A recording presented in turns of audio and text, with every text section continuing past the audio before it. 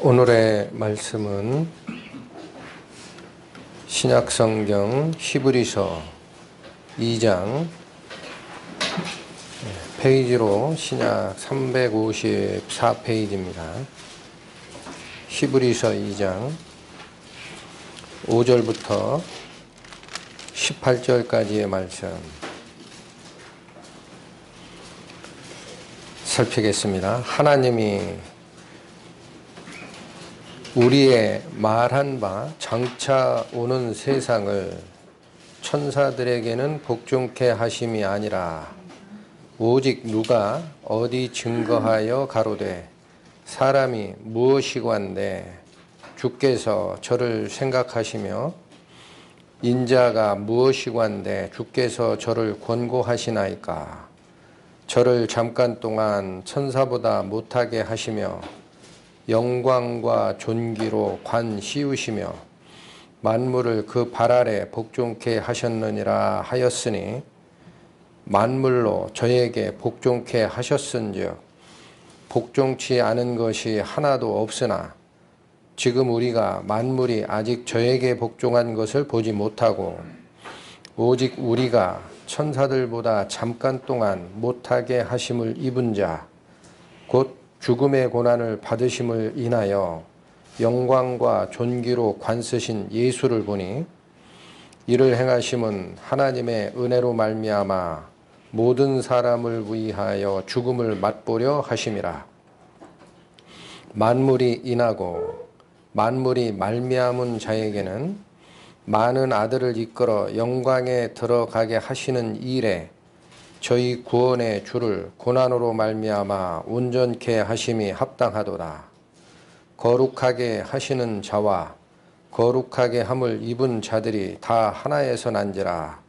그러므로 형제라 부르시기를 부끄러워 아니하시고 이르시되 내가 주의 이름을 내 형제들에게 선포하고 내가 주를 교회 중에서 찬송하리라 하셨으며 또다시 내가 그를 의지하리라 하시고 또 다시 볼지어다 나와 및 하나님께서 내게 주신 자녀라 하셨으니 자녀들은 혈육에 함께 속하였음에 그도 또한 한 모양으로 혈육에 함께 속하심은 사망으로 말미암아 사망의 세력을 잡은 자 곧 마귀를 없이 하시며 또 죽기를 무서워함으로 일생에 매여 종노릇하는 모든 자들을 놓아주려 하심이니 이는 실로 천사들을 붙들어 주려 하심이 아니요 오직 아브라함의 자손을 붙들어 주려 하심이라. 그러므로 저가 범사에 형제들과 같이 되심이 마땅하도다. 이는 하나님의 일에 자비하고 충성된 대제사장이 되어 백성의 죄를 구속하려 하심이라. 자기가 시험을 받아 고난을 당하셨은즉 시험 받는 자들을 능히 도우시느니라. 기도하시겠습니다. 하나님께 찬양을 올립니다. 저희는 오늘 하나님께서 유독 피와 살을 가지고 연약하기 이를 데 없는 저희 사람들을 사랑하심이 그 근원이 어디까지이시며 이를 위해 그리스도께서 낮고 낮은 땅에 저희와 같은 형체를 쓰고 오셨음의 의미에 대하여 기록된 말씀을 통해 깊이 상고하고자 합니다. 말씀을 듣는 모든 사람들의 마음에 하나님의 은혜가 임하여 듣는 그 말씀을 정확하게 이해하고 자기 가슴으로 받아 말씀이 뿌리를 내리고 싹을 내고 열매를 맺는 귀한 시간으로 이끌어 주옵소서. 우리 주 예수 그리스도의 이름 받들어 기도 올렸습니다. 아멘. 오늘 방금 읽으신 본문의 말씀은 그 안에 깊이를 들어가 보면 요한복음 1장에서 말씀하셨던 하나님이 세상을 3장이죠. 요한복음 3장 하나님이 세상을 이처럼 사랑하사 독생자를 주셨으니 이는 저를 믿는 자마다 멸망치 않고 영생을 얻게 하려 하심이라 라는 그 말씀, 그 말씀의 깊이와 섭리가 어떻게 적용되고 있는지를 나타내는 말씀이 되겠습니다.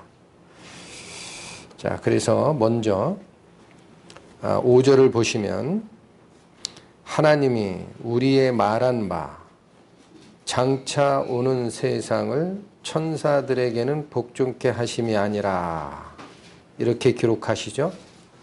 이게 무슨 뜻입니까? 우리가 즉 성도들이 계속 바라보고 있는 장차 오는 세상, 그걸 계속 얘기를 합니다. 그리스도인들은 우리의 목적은 이 땅에 있는 게 아니라 장차 올 영원한 하늘나라에 있다, 그런 얘기를 하지 않습니까? 그러니까 우리가 말하는 바 장차 오는 세상, 그 세상을 하나님께서는 천사들에게 지배하라고 주신 게 아니다라는 거예요. 뒤에 나오는 천사들에게 복종케 하심이 아니라 라는 말이 그거예요. 그 세상이, 앞으로 올 세상이 천사들에게 복종하는 상태가 되면, 반대로 읽으면 천사가 세상을 지배하는 자가 된다라는 뜻입니다. 이해하셨죠? 그러나 앞으로 오는 그 세상을 우리가 말하는, 계속 전하고 하는 그 앞으로 올 세상을 하나님은 천사들이 지배하도록 지배권을 허락하시기 위해 만든 게 아니다라는 거예요. 그러면 누구에게 주려고 앞으로 오는 세상을 다 계획하셨느냐라는 겁니다.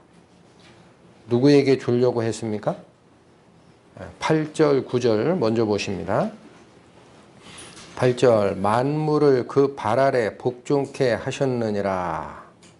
모든 만물을 그 발 아래 복종케 하신 자가 있어요. 이 그가 누구냐라는 거예요. 그 발 아래 복종케 하셨느니라 하셨으니 만물로 저에게 복종케 하셨은즉, 자, 이제는 그라는 대상을 저로 또 받고 있습니다. 저에게 복종케 하셨은즉 복종치 않은 것이 하나도 없습니다.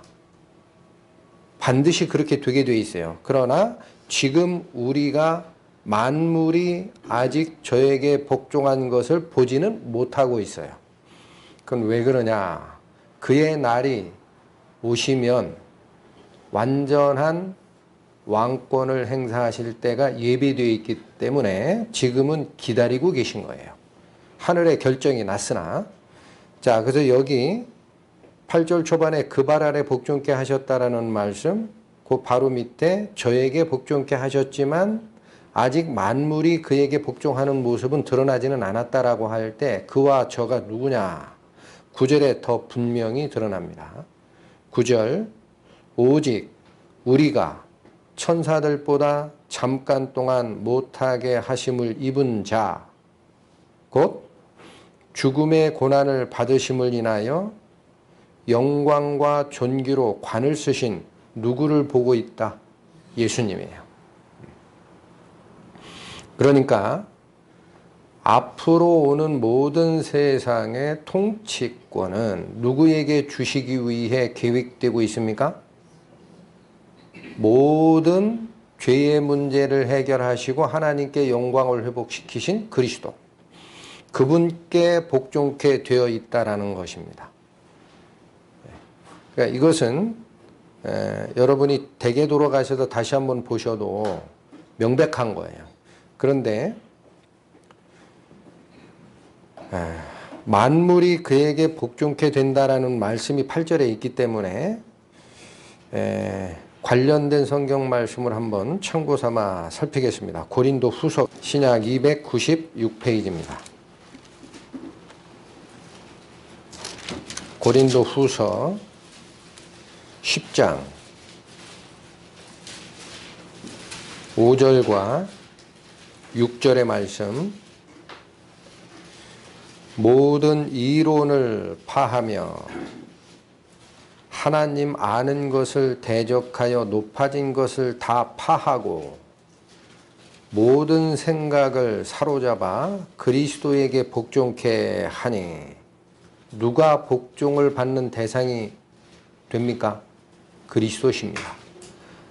하나님께 대적하는 마음, 그 다음에 하나님이 허락하신 것 이외의 다른 모든 이론, 논리 구조를 다 파쇄해서 그리스도가 그 지배권을 행사할 수 있도록 우리 마음을 다 파쇄하여 복종케 하는 대상자가 그리스도라는 거예요.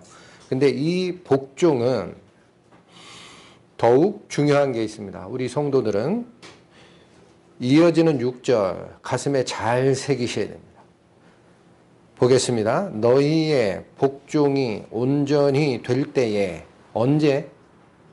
성도의 복종이 아직 완성이 안 돼 있어요. 너희의 복종이 온전히 될 때가 되면 모든 복종치 않는 것을 벌하려고 예비하는 중에 있노라. 그러니 아직은 그리스도께 만물이 복종케 되도록 결정됐으나 실제로 만물이 복종하는 모습은 우리가 못 보고 있는 겁니다. 우리 성도들은 분명한 책임을 느끼셔야 돼요. 이런 말씀을 읽을 때요. 내가 과연 하나님 말씀에 정말 복종하고 있는 삶을 살고 있느냐? 내가 하나님 말씀에 복종하지 않기 때문에 하나님께서는 심판을 미루시는 거예요. 구원받은 성도들도 복종 안 하는데 구원받지 못한 성도들을 하나님이 때가 돼서 심판권을 행사하시겠습니까? 그러니까 만물이 그리스도께 복종케 되도록 결정이 돼 있으나 아직 만물이 그리스도께 복종되는 모습을 우리가 보지는 못하고 있다라는 말을 구원받지 않은 피조세계나 이방인들에 국한해서 적용할 게 아닙니다. 우리의 복종을 기다리고 계신 거예요. 이 말씀을 꼭 잡으시고 다시 본문으로 가십니다. 자, 그런데 지금 히브리서 방금 살피신 것이 장차 올 세상을 천사들이 지배권을 행사하도록 하나님이 계획하신 것이 아니고 장차 오는 세상은 그분, 모든 무질서를 해결하시고 죄로 인해 혼탁된 그 부분을 깨끗이 정화하는 일을 완성하셨던 그리스도께 지배권을 넘긴 것이다 라는 말씀이 분명히 드러났는데 그 근거가 6절, 7절이었어요. 그래서 5절부터 다시 있습니다. 하나님이 우리의 말한 바 장차 오는 세상을 천사들에게 복종케 하심은 아니다라는 거고 6절 오직 반대란 얘기예요. 천사가 지배권을 행사하도록 허락한 게 아니고 반대로 6절 누가 어디에 증거하여 가로되 요 구약 성경의 근원 구절을 제시는 하지 않았습니다. 이게 시편 8편입니다. 좀 이따 살필 거예요. 누가 어디에 증거하여 가로되 사람이 무엇이관데 주께서 저를 생각하시며 인자가 무엇이관데 주께서 저를 권고하시나이까. 저를 잠깐 동안 천사보다 못하게 하시며 영광과 존귀로 관 씌우시며 만물을 그 발 아래 복종케 하셨느니라 라는 근거 구절을 가지고 오신 거예요. 근데 바로 그분이 누구냐면 9절에서 받는 게 뭐예요? 오직 우리가 천사들보다 잠깐 동안 못하게 하심을 입은 자 곧 죽음의 고난을 받으심으로 영광과 존귀를 관쓰신 예수님이다 라는 얘기로 연결이 됐죠. 이해하시겠죠?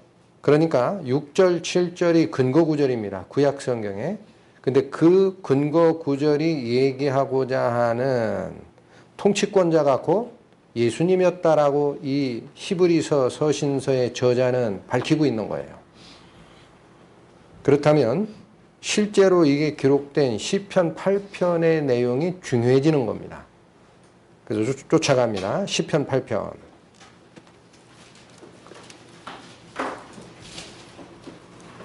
구약성경 807페이지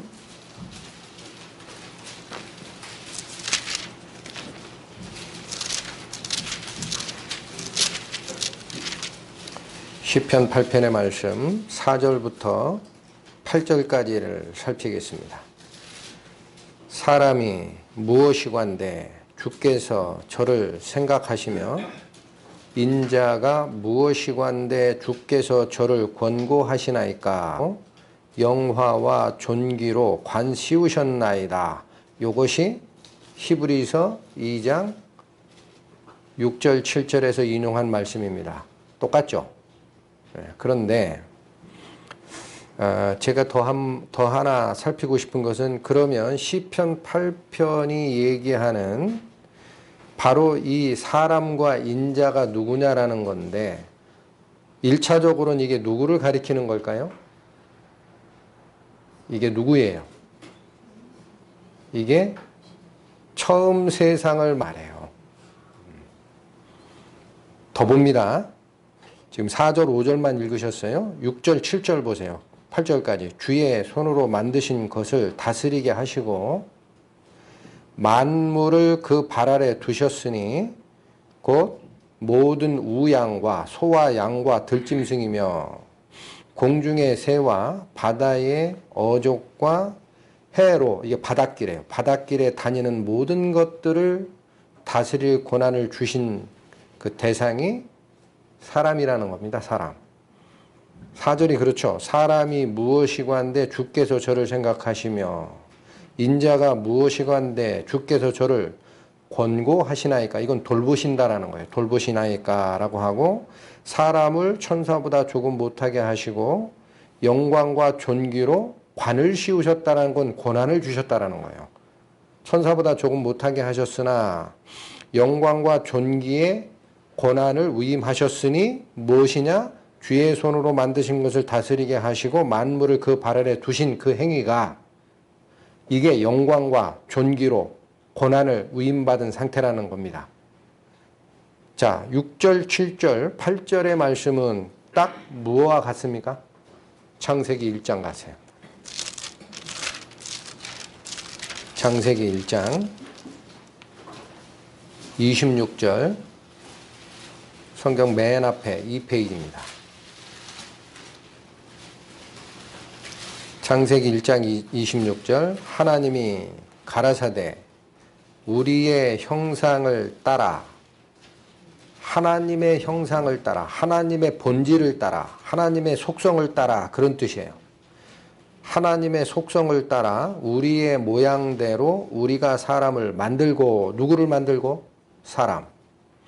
그로 즉 사람으로 바다의 고기와 공중의 새와 육축과 이건 가축이에요. 아까 우양이라고 표현된 거.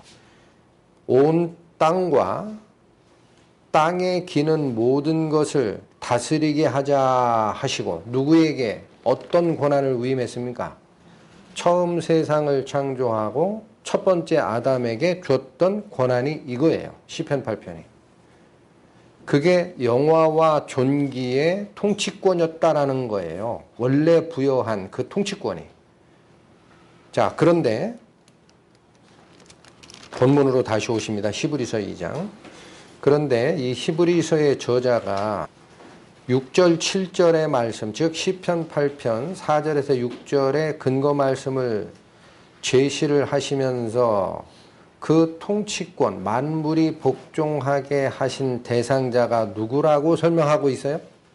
히브리서에는 예수님이라는 거예요. 그럼 이게 무슨 말이냐라는 겁니다. 이런 말씀을 읽으실 때 성경이 가리키고자 하는 영적 흐름을 놓치시면 만약에 이런 말을 이렇게 인용했다라는 것을 믿지 않는 그리스도인들이 본다면 너무 자의적이다라고 얘기를 해버려요. 그냥. 그거 아담에게 줬던 건데 시편 8편이 살펴본 대로 왜 여기서 자꾸 예수라고 하느냐. 그러니까 신약 성경에 특히나 서신서 제자들이 쓴 성경들은 자기 멋대로 구약 성경을 갖다가 인용 구절로 썼다. 그렇게 얘기를 해버리는 거예요. 깊이를 못 들어가면. 자, 제가 이걸 살피는 이유는 이겁니다. 시편 8편이 영광과 존귀로 통치권을 위임한 대상자는 원론적으로 아담입니다. 아담이 맞아요. 그 얘기 준 거예요. 그런데 여기선 왜 예수님이라고 얘기를 합니까? 그럼 아담과 예수님은 무슨 관계가 있어요? 무슨 관계 있어요? 아무 관계 없어요? 자, 이 관계를 알아내는 것이 바로 히브리서 2장 오늘 본문의 가장 중요한 영적 가르침이에요. 도대체 아담과 예수님은 무슨 관계가 있느냐라고. 왜 그걸 예수님께 적용하느냐? 여러분, 일단 생각하실 것이 아담에게 하나님이 아담의 속성을 뭐로 지으셨어요? 세상 창조 시에 다른 동물과 다르게 지으셨죠.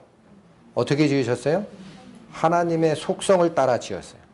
나의 아들이다라는 거예요. 그리고 모든 것을 통치할 권한을 위임한 게 맞습니다. 그러나 아담은 몇 조금 못 가서 그 통치권을 뺏겨버려요. 누구에게? 사탄에게. 그의 말에 선악과를 따먹으면 내가 주관자가 될 수 있다라는 그 유혹의 말에 하와가 따먹고 하와가 던져주는 선악과를 아담도 먹음으로 하나님 말씀을 버리고 사탄의 말을 쫓는 게 됐습니다. 그 얘기는 하나님의 권한을 행사할 수 있는 위치에서 떠나서, 잘 보셔야 돼요. 이게 죄입니다. 하나님의 정하신 위치에서 떠나서, 이게 죄예요. 이게 하타트 죄입니다. 떠나서 마귀에게 속한 자가 됐기 때문에 하나님이 통치권을 위임한 통치권은 얘가 복종한 사탄이 가져간 게 된 겁니다. 그래서 통치권을 잊어버렸어요. 이제는 태초의 아담에게 이 영광스러운 권한을 맡긴 이유가 사라진 상태예요.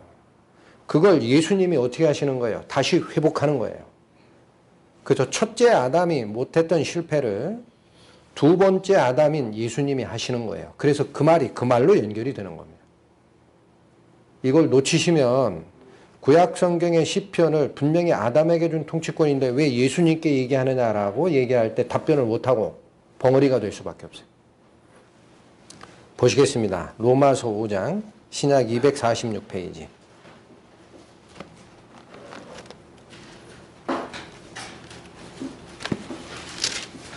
로마서 5장 14절 말씀. 그러나 아담으로부터 모세까지 아담의 범죄와 같은 죄를 짓지 않은 자들 위에도 사망이 왕노릇하였나니, 이 말은 사망의 지배를 받았다는 거. 다 죽었습니다. 죽지 않은 사람 아무도 없어요. 이 얘기를 하시면서 아담은 오실 자의 표상이라. 오실 자가 누굽니까? 앞으로 오실 그리스도. 표상이라는 것은요, 예표하는 모습이라는 뜻이에요. 우리 한자가 예표하는 모습. 영어 성경에서는 뭐라고 그랬어요? 모형이라고 번역을 했습니다. 그러니까 아담은 단순 하나의 인격체로 존재한 것도 맞지만 그 아담은 인류의 대표자입니다. 그래서 이 아담이 얘기하고자 하는 것은 하나님이 인간 세상을 이끌어 나가는 섭리의 과정에서는 아담이 얘기하고자 하는 것은 앞으로 아담을 대신하여 통치권을 회복하러 오시는 왕으로 오시는 그리스도, 이분의 모형이었다라는 거예요. 또 보십니다. 고린도전서 15장 신약 282페이지. 고린도 전서 15장 21절 22절.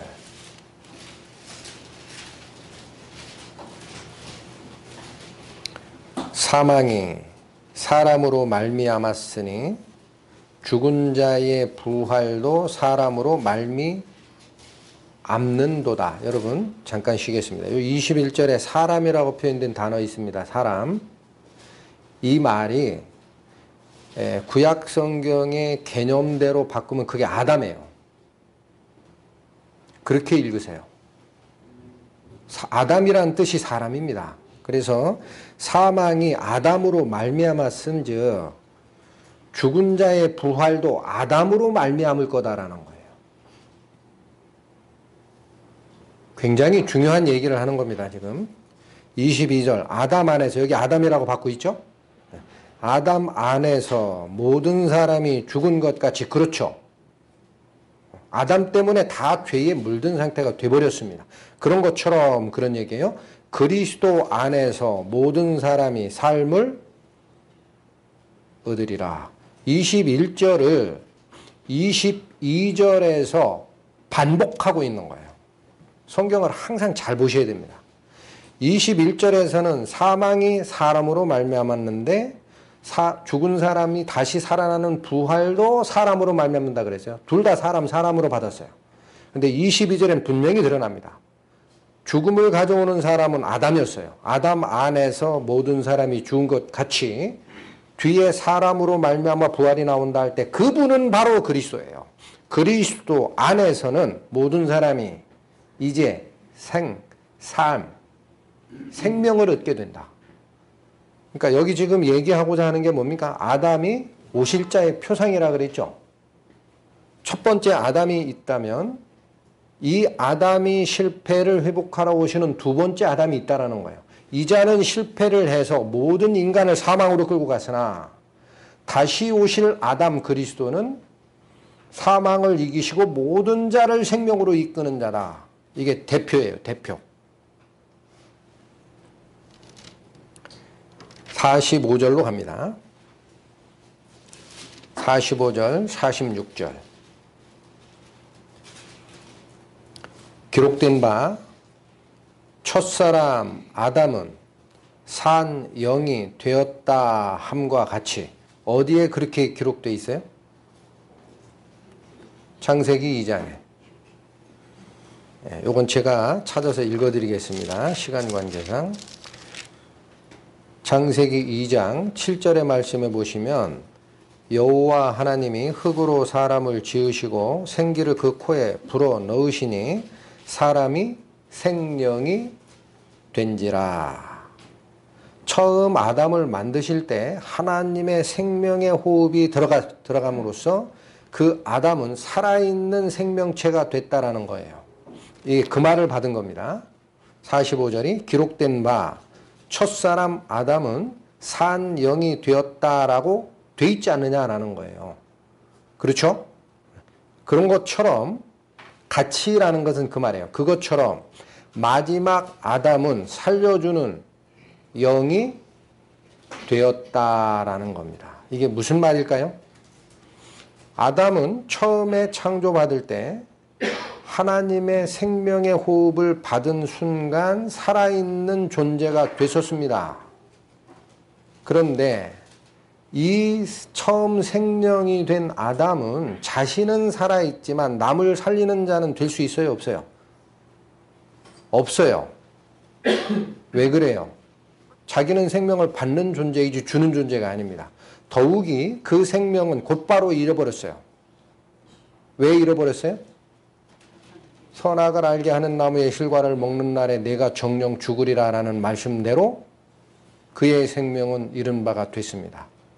자기가 받은 살아있는 영적 생명도 자기의 잘못으로 잃어버린 상태에선 자기도 죽고 그 밑에 있는 모든 자기 자손이 다 죽게 돼 있는 상태로 가 있다라는 거예요. 그런데 지금 아담과 예수님을 비교하는 거예요. 모든 구절이. 첫 번째 아담은 살아있는 영은 됐었지만 살리는 영은 아니었다라는 거예요. 생명의 근원이 아니니까. 그러나 마지막 아담이라고 합니다. 여러분 이 말씀 잘 들으세요. 첫 번째 아담, 두 번째 아담이라고 표현하는 것을 이제는 마지막 아담이라고 합니다. 마지막 아담은 뭐가 됐다? 살려주는 영으로 오신 거예요. 이분이 왜 그게 가능합니까? 첫 번째 아담과 달리. 본인이 생명의 근원이신 하나님이시기 때문에. 그분이 아담의 모습을 타고 온다라는 얘기입니다. 되었나니 이어집니다. 26절. 그러나 먼저는 신령한 자가 아니요 육 있는 자요 그 다음은 신령한 자 아니라. 여기 자하니까 사람을 가리키는 것처럼 해석되기 쉽죠. 근데 이거는 그냥 영어로 얘기하면은 thing이에요. thing. 그래서 먼저는 신령한 것이 아니요 이렇게 바꿔 읽으시면 됩니다. 영어 성경 번역이 그렇게 돼 있어요. 자, 그러니까 이 얘기예요. 45부터 받는 것이 이제는 마지막 아담인 예수님의 초점을 맞추세요. 살려주는 영이 돼서 오시는 이 아담은 그러나 먼저는 신령한 것이 아니고 육적인 것이고 그 다음이 신령한 것이다 라는 게 뭐예요? 우리가 세상에 올 때 육적인 생명을 가지고 오나 그 다음에 영적인 생명이 살아나는 게 있다라는 거예요. 자, 그러시면서 47절 첫사람은 이게 누구예요? 아담. 45절에 첫사람 아담입니다. 첫사람은 땅에서 났으니 흙에 속한 자이거니와 둘째 사람은 하늘에서 나셨느니라. 이 누구예요? 둘째 사람. 마지막 아담. 예수님이 왜 마지막 아담이 됩니까? 질문 드리겠습니다. 둘째 아담이라고도 하지만 마지막 아담이라고 표현해. 왜 그래요? 첫 번째 아담이 인격적으로는 독립된 존재임에 틀림이 없지만 그 아담은 후손들을 다 허리춤에 가지고 있었던 대표입니다. 인간의 대표. 인간의 역사는 6천년을 내려오면서 수십억 명으로 불어나나 시간의 제한을 받지 않는 하나님의 시선에서는 아담 속에 다 있었던 거예요. 우리 인류가. 아시겠습니까? 하나님은 그 대표자를 보고 있는 거예요. 그 아담 때문에 다 죽었는데 예수 그리스도가 마지막 아담이 된다는 얘기가 무슨 말이에요? 개별적인 인격으로 마지막이라는 게 아니고 첫사람 아담, 인류를 다 자기 허리춤에 가지고 있었던 모든 씨를 자기 허리춤에 시간의 존재를 벗어나면 그런 거예요. 다 가지고 있었던 아담이 범죄한 이 오염을 마지막 아담이 해결한다라는 겁니다. 더 이상은 이 첫 번째 아담이 했던 실수를 회복할 그 이후의 사람이 없다라는 거예요. 이게 마지막이다. 출발은 첫 번째 아담인데 세상의 인류 역사는 어디서 끝나게 돼 있느냐? 마지막 아담 그리스도가 모든 걸 회복함으로 다시 원상 회복으로 돌리는 걸로 끝나게 돼 있어요. 그래서 마지막 아담입니다. 어린애들이 과자 먹고 그 방바닥에 쫙 뿌려놓은 그 수많은 먼지덩이 진공청소기로 쫙 빨아들이면 진공청소기 속에 있는 그 팩 속에 다 모아지듯 아담이 저지른 범죄의 모든 것을 마지막 아담께서 진공청소기로 쫙 뽑아서 자기 몸에 가지고 계신 거예요. 그래서 마지막 아담이라고 하는 거예요. 예수님을. 다시는 구원자가 없어요. 그래서 이게 바로 성경이 얘기하는 바는 대표성으로서의 아담과 대표성으로서의 그리스도입니다. 이걸 놓치시면 가르침이 없습니다. 본문으로 다시 오십니다.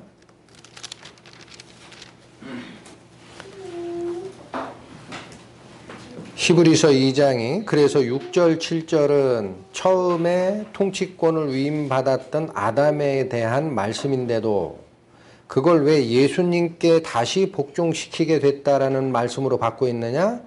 회복하는 아담으로 오셨기 때문에 그러하다라는 거예요. 9절 다시 보십니다. 자, 그런데 이제부터는 그 역할만 보실 게 아니라 어느 방식으로 하시느냐라는 걸 잘 보셔야 됩니다. 하나님께서 어떤 방식으로 회복하시느냐. 9절 오직 우리가 천사들보다 잠깐 동안 못하게 하심을 입은 자 이제 한 사람으로 몰고 가요. 곧 누구냐? 죽음의 고난을 받으심을 인하여 영광과 존귀로 관쓰신 예수를 보니 이 영광과 존귀로 관쓰다라는 것은 시편 8편에 있었던 얘기입니다. 그게 뭐라고 표현했어요? 천사들보다는 그 당시 태초의 아담이 천사들보다는 약간 못하였지만 영광스럽고 존귀한 통치권을 가지고 있었던 자다라는 얘기를 설명을 드렸어요. 예, 그게 그대로 받는 겁니다. 달라진 게 있어요. 여러분, 뭐가 달라졌어요? 아담에게 처음에 그 세상 통치권을 하나님이 주실 때는 조건이 없었습니다. 만드시고 우리가 우리의 형상을 닮은 인간을 만들고 땅에 기는 모든 것, 육축과 동물과 바다와 공중의 새를 다 다스리자라고 그냥 부여했어요. 근데 이제 마지막 아담인 그리스도가 오셔서는 그 통치권을 회복하는 방법이 뭐를 통하여 간다? 여러분 놓치면 안 돼요. 9절 다시 읽으세요. 오직 우리가 천사들보다 잠깐 동안 못하게 하심을 입은 자 곧 다음에 잘 읽으세요. 죽음의 고난 받으심을 인하여, 이게 원인이에요. 원인. 죽음의 고난을 받으신 것을 통하여 뭐를 회복한 거예요? 영광과 존귀의 관, 통치권을 다시 회복하는 게 예수님이라는 거예요. 왜 그래야 합니까? 그게 히브리서 오늘 상고하는 본문의 핵심입니다. 왜 예수님께서 죽어야만 그 통치권을 다시 회복하느냐라는 거예요.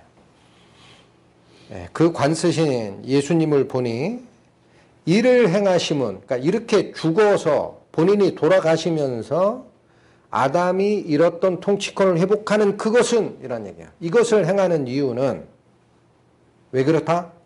하나님의 은혜로 말미암아 모든 사람을 위하여 죽음을 맛보려 하셨기 때문에 이 방법을 쓰셨다. 죽음을 맛보다라는 게 무슨 말입니까? 죽음을 맛보다. 여러분, 야고보와 요한이 예수님께서 돌아가신다라는 말을 듣고 다른 세상에 오신다라는 얘기를 할 때 주의 우편 좌편에 앉혀주세요라는 말을 했죠. 그때 예수님 입에서 뭐라고 얘기 나갔습니까? 내가 마실 잔을 네가 마실 수 있느냐 물었죠. 십자가에 돌아가시기 전에도 겟세마네 동산에서 피땀을 흘리시면서 기도한 내용 중에도 잔 얘기를 하십니다. 잔. 뭐라고 얘기하세요? 아버지여, 이 잔을 나에게서 떠나게 하여 주옵소서. 그러나 내 뜻대로 하지 마시고 아버지 뜻대로 되기를 원합니다. 잔을 마신다라는 표현을 여기서 쓰는 거예요.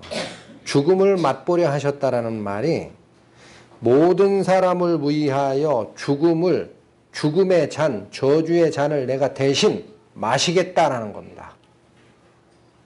맛만 보고 버린 게 아니에요. 여기 혓바닥에 내고 이렇게 하고 버린 게 아니에요. 그런 뜻이 아니에요. 자기가 죽음의 잔을 경험하겠다라는 거예요.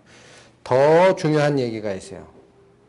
예수께서 돌아가시는 이 죽음은 일부의 사람을 위한 거예요? 모든 자예요? 모든 사람이죠. 영어로 every man. 한 사람도 안 빠집니다. 위하여라는 단어는요, 대신하여라는 단어로 읽힐 수 있는 전치사예요. 바꿔 읽으세요. 모든 사람을 대신하여 죽음의 저주의 잔을 마시신 것이다.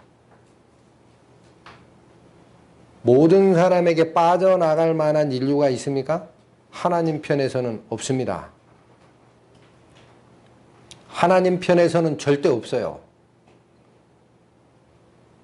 내가 생각하기에 나는 빠졌겠지. 그건 그 사람 생각이고, 하나님 편에서는 모든 자를 위하여, 모든 자를 대신하여 죽음의 저주의 잔을 예수께서 마시신 거예요.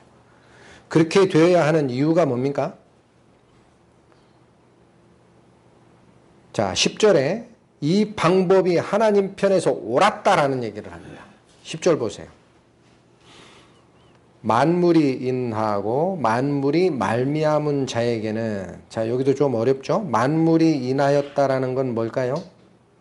존재하는 근원이 되고 라는 뜻이에요. 이 말이. 인이라는 것은 한자적으로 원인입니다. 원인. 내가 존재하는 원인, 즉 만물이 존재하는 목적이 되시고, 그런 뜻이에요. 만물이 존재하는 원인, 목적이 되시고, 만물이 말미암은 자라는 것은 만물이 그로부터 나왔다라는 거예요. 이게 누굽니까? 창조주 하나님을 얘기하는 거예요. 모든 만물은 하나님의 영광을 위하여 창조가 된 것이고, 이게 인하고라는 뜻이고, 모든 만물은 하나님으로부터 창조함을 받아 나온 존재들입니다. 그러니까 만물이 인하고 만물이 말미암은 자, 그분 할 때 여기서는 창조주 하나님을 얘기하는 거예요. 이 창조주 하나님에게는 그런 뜻입니다. 많은 아들을 이끌어 영광에 들어가시게 하는 일, 자, 이 우리 개역한글 성경의 말씀들이 문맥을 잘 보셔야 돼요. 그 하나님께는이라고 축약하세요. 그냥 하나님에게는 많은 아들을 이끌어 영광에 들어가시게 하는 일이 있다라는 거예요. 하나님이 목적하시는 일이 있어요. 근데 그 일이 본질이 뭐라고요? 많은 아들입니다. 한 사람 아들이 아니에요. 한 사람 아들 예수 그리스도가 아니에요. 많은 아들을 이끌어 영광에 들어가시게 하는 일이 있어요. 하나님 편에.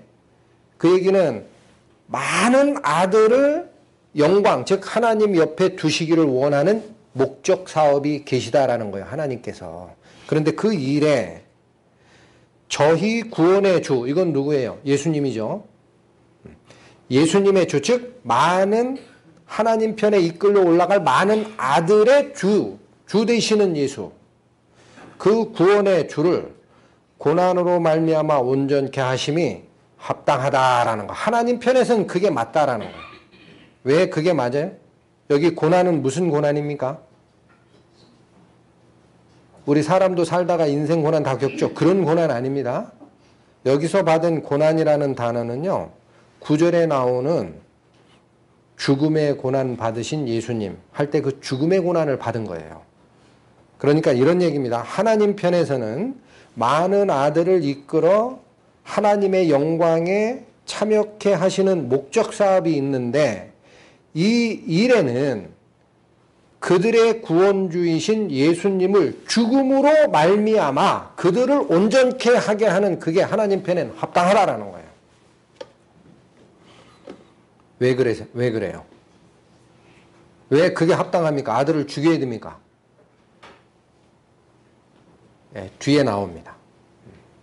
전에도 설명을 드렸지만 뒤에 나오니까 다시 살피시기로 하고 11절 하나님 편에서는 그게 합당한 계획이었다라는 거고 11절 거룩하게 하시는 자와 거룩하게 함을 입은 자들이 다 하나에서 났다라고 해요.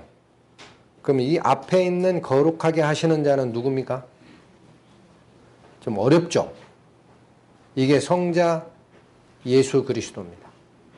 우리를 거룩하게 하는 방법은 그 길밖에 없어요. 우리는 스스로 거룩해질 수 없어요.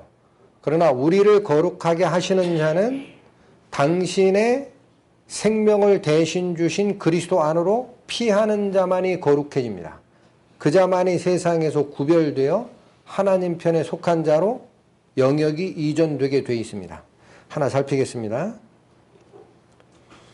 10장 히브리서 10장 8절 363페이지 히브리서 10장 8절에서 10절 말씀. 위에 말씀하시기를 제사와 예물과 전체로 번제함과 속죄제는 원치도 아니하고 기뻐하지도 아니하신다 하셨고 이는 다 율법을 따라 드리는 것이라. 그 후에 말씀하시기를, 자 8절과 9절이 나눠지는 거 보이셔야 됩니다. 8절은 구약에 하나님께서 제사와 예물을 바치라 라고 했던 그것은 사실은 하나님이 그 자체를 원한 게 아니다라는 얘기를 한 거예요. 그 자체가 원함이 있는 게 아니야. 하나님이 피비린내 나는 동물의 피 냄새를 맡고 좋아하시겠습니까? 목적이 따로 있었다라는 거예요. 의미가. 그래서 9절 그 후에 말씀하시기를 보시옵소서 내가 하나님의 뜻을 행하러 왔나이다. 세상에 오시는 분이 있어요. 하나님의 뜻을 행하러. 그게 그리스도십니다. 왔나이다 하셨으니 그 첫 것을 피하심은 둘째 것을 세우려 하심이라. 즉 제사, 동물의 피로 드리는 제사로 거룩함에 이르는 그 방법은 예표였을 뿐이고 실제로 그 하나님의 뜻을 행하러 오시는 그리스도가 오시면 첫 번째 제사를 폐하시고 완전한 제사로 우리를 이끌어 줄 것이다 라는 얘기입니다. 이어지는 거 10절 이 뜻을 조차 어떤 뜻? 동물의 피로 드리는 제사가 하나님 편에 만족함을 주지 않는다. 그래서 다른 것을 준비하셨다라는 그 뜻. 이 뜻을 행하려 그런 뜻이에요. 이 뜻을 행하려 예수 그리스도의 몸을 무엇을? 염소와 송아지가 아니고 예수님의 생명을 그런 얘기예요. 예수 그리스도의 몸을 단번에 들이심으로 말미암아 우리가 뭐를 얻어요? 거룩함을 얻었노라. 본문으로 돌아오세요. 11절 다시 보십니다. 거룩하게 하시는 자, 누구로 말미암아 아까 거룩함 얻었다 그랬어요? 10장에? 예수 그리스도께서 이 뜻을 조차 자기 몸을 단번에 들이심으로 말미암아 우리가 거룩함을 얻었노라. 누구 때문에 거룩함 얻어요? 그리스도 때문에. 거룩함을 이룩하시는 자, 이게 그리스도예요. 11절이 얘기하는 게 거룩하게 하시는 자, 그리스도와 거룩하게 함을 입은 자, 누구? 우리. 둘 다가 한 근원에서 났다라는 거예요. 한 근원이 누구예요? 생명의 근원 하나님이에요. 그래서 두 분이 같은 분이시지만 위치상으로는 성부 하나님의 아들이라고 하는 거예요. 예수님은. 독생자, 오직 외아들 하나. 내가 친히 난 자. 그런데 우리도 다시 거룩하게 됨으로써 뭐가 돼요? 하나님의 자녀가 되죠. 그럼 그 말은 무슨 얘기예요? 하나님의 자녀면 하나님이 나신 자죠.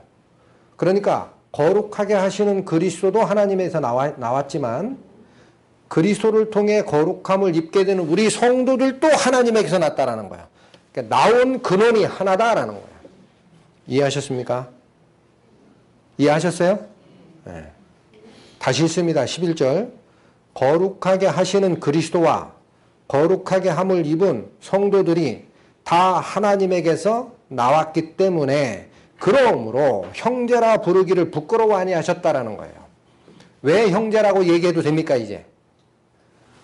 하나님 편에서는 그리스도도 독생자 아들이지만 이 그리스도를 통해 거룩함을 입고 하나님의 자녀로 거듭난 자들도 다 아들이니까. 하나님 편에서는 맏아들, 나머지 아들. 그러니까 둘 사이는 관계가 뭐가 형성이 돼요? 형제입니다. 그래서 형제라고 하는 것을 하나님은 부끄럽다 여기지 않는 거예요. 원래 하나님의 아들이라는 지위가 얼마나 어마어마합니까?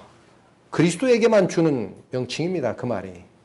그러나 우리도 뭐라고 얘기해요? 너도 내 아들이다 그러잖아요. 그러니까 그리스도는 큰형님이시고 우리는 작은 아들들이고 둘 사이의 관계는 형제예요.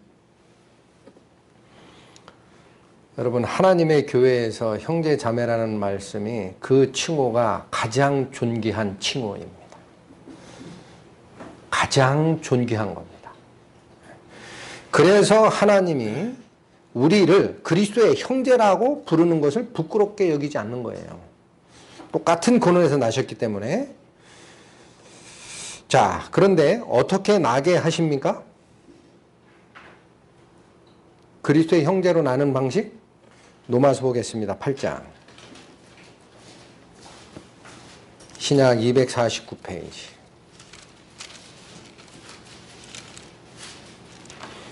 로마서 8장 14절 15절. 무릇 하나님의 영으로 인도함을 받는 그들은 곧 하나님의 아들이라. 하나님의 아들을 정의한 게 있습니다. 먼저 생각하실 게 있습니다. 하나님께서 친히 나신 독생자 예수님, 하나님의 영으로 나신 거 맞죠? 하나님의 영이 항상 그리스도와 함께 계셨었어요. 맞습니다. 하나님의 영이 없었다면 성육신하신 그리스도는 하나님의 아들 아닙니다. 그럼 우리가 하나님의 아들이 되는 이유도 뭐예요? 아, 그건 어떻게 그리스도와 똑같은 위치를 쫓아가려고 그래. 그 생각 버리셔야 돼요. 똑같다. 이 말이 그 말이에요. 우리가 하나님의 아들이다라는 칭호를 받을 때 반드시 하나님의 영으로 우리를 낳으시게 돼 있어요. 그래서 하나님의 영으로 인도함을 받는 그들이 곧 하나님의 아들이라고 해요. 여기 인도함을 받는다라는 말은요. 다른 쪽 성경에 보면 하나님의 영의 인도에 따라 사는 자들이라고 표현되어 있습니다. 어떻게 해야 그렇게 사는 자입니까? 여러분 생각해 보세요. 하나님의 영을 가지고 육신을 쓰고 오셨던 그리스도께서 하나님의 마음을 품고 계셨습니다. 맞습니까? 맞습니다. 하나님이 하시라고 하는 그 목적을 위해 일생을 사셨습니다. 맞습니까? 하나님이 싫어하는 죄에 대해서 정죄하시고 모든 자에게 베푸시는 하나님의 사랑을 전달하기 위해서 평생을 바치셨습니다. 맞습니까? 그리고 승리하셨습니다. 똑같습니다. 하나님의 영에 의하여 인도함을 받느냐 안 받느냐라는 것은 문자적으로 기억하고 해봐야 아무 소용이 없어요. 나를 돌아보셔야 돼요. 믿음의 선진들은 뭐라고 합니까? 하나님의 영이 왔으면 하나님의 속성이 내 마음속에 있어야 된다는 거예요. 시가 처음에 첫사람 아담을 만들 때도 우리의 형상을 따라 만들었다고 돼 있죠? 그 최초의 하나님의 속성을 가진 형상을 최초의 아담이 범죄하면서 던져버렸듯이 우리는 그 형상을 잊어버렸어요. 그러나 하나님의 영이 다시 오시면 그 형상이 되살아나게 되어 있습니다. 나는 아니요! 그러지 말고. 나는 성경에 있는 거 다 알기 때문에 난 구원받았다. 그렇게 하지 말고. 성경 얘기하는 게 그거예요. 여기 누가 하나님의 아들이라고 돼 있어요? 하나님의 영으로 인도함을 받는 자들이, 그들이 하나님의 아들이다. 그러면 하나님의 영을 받았으면 어떻게 나타나야 됩니까? 하나님이 거룩하듯이 나도 거룩함을 쫓아가는 마음이 생겨야 돼요. 하나님이 죄를 미워하시잖아요. 그럼 나도 죄를 미워하는 마음이 생겨야 돼요. 뒷구멍에서 솔솔 이상한 거 자꾸 하려고 하고 그게 좋고 하나님 잠깐 이거 할 때는 저를 보지 마세요. 하나님 안 돼 하시고 계셔. 눈 좀 감으세요 잠깐. 그거 요거 좋아하는 거. 이건 하나님의 영을 받은 자가 아닙니다. 잘 생각하셔야 돼요. 대충 타협하려고 하지 말고. 하나님이 경건하신 분이시기 때문에 하나님의 영에 의해서 거듭난 자들은 그 영의 인도를 받게 돼 있어요. 하나님의 형상을 회복하게 돼 있어요. 한마디로. 첫 번째, 하나님이 경건하시기 때문에 죄를 미워하고 내가 할 수 없을 때 굉장히 괴로워하기 시작해요. 그게 신앙의 출발이에요. 기도하게 돼 있어요. 하나님 이거 해결해 주세요. 두 번째, 의로운 행동을 하게 됩니다. 성경이 그걸 얘기합니다. 옳은 행실을 하게 하기 위하여 다시 지음을 받은 자다라고 표현을 하니까. 또 어떤 게 나타나야 됩니까? 이 속에 하나님의 영이 있기 때문에 하나님을 기뻐하고 세상을 쫓기보다 하나님을 찬양하게 돼 있어요. 세상이 얘기하는 유행가 점점 싫어지고 찬송이 좋아지고 찬송가 속에 있는 그 말이 내 고백이 되고 바뀌어갑니다. 그런 게 증거예요. 하나님을 찬양하게 돼 있어요. 또 하나 뭐예요? 이 기쁨을 감추지 못해서 나누게 돼 있어요. 나누게. 이게 전도입니다. 처음에 구원받으면 그런 현상이 나옵니다. 내가 잘 몰라도 이게 좋으니까 아버지, 어머니, 동생 혹은 자기 아들 막 얘기하다가 문제를 생기잖아요. 우리 아버지 이상했다, 정신이. 왜 이상한 얘기를 하지? 논리가 안 맞는 얘기를 막 갖다 하니까. 그렇게 돼 있어요. 그게 뭐를 받은 자의 증거입니까? 하나님의 영을 이 속에 가지면 그렇게 바뀌게 돼 있어요. 행동은 차츰 바뀝니다. 그건 왜 그래요? 영만 가진 게 아니고 아담으로부터 전수받은 죄의 속성을 아직 가지고 있기 때문에. 그러나 중심이 바뀌게 돼 있습니다. 그런 증거가 내 삶 속에 나와 있는지 잘 생각을 하십시오. 본문으로 돌아옵니다. 히브리서 2장. 자, 그래서